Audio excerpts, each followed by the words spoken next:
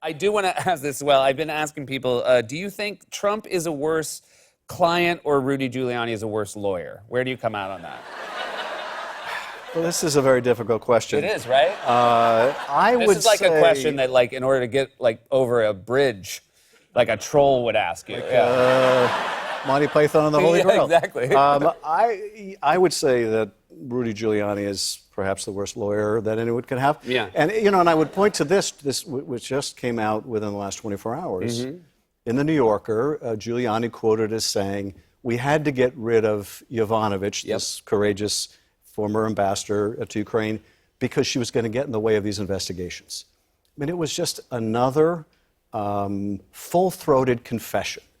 And so I don't know what kind of malpractice that is, but nonetheless, on a serious note, what he has admitted, what the president has admitted, when the president is out on the White House lawn, and he's asked, "What did you want on that phone call?" When the president, in his own words, asked for this favor, the Ukraine president brings up, "We need more military help," and the president said, "But I have a favor, though.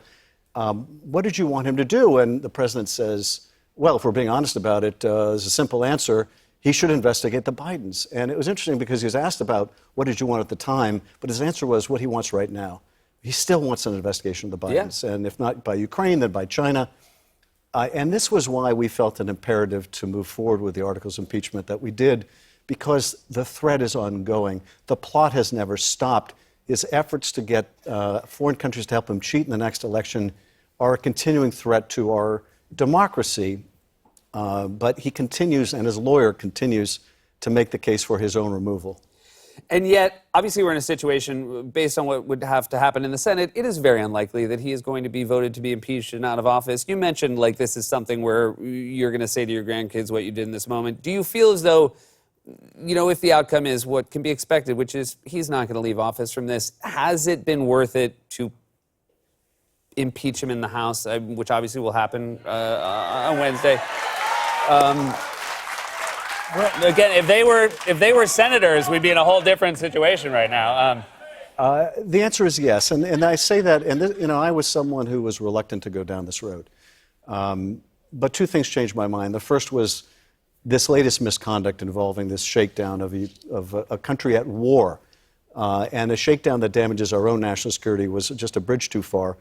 But also, it was the issue of timing. The day after Bob Mueller testified, the day after he talked about Russia's interference in our last election, how they might interfere in the next election, Trump believes it's finally over, and the next day he's on the phone with Zelensky asking for yet another country to intervene in yet another election. That said to me, this president believes he is above the law, accountable to no one, can't be indicted. He's got his Roy Cohn and Bill Barr at the Justice Department, can't be impeached. He is utterly beyond any form of accountability.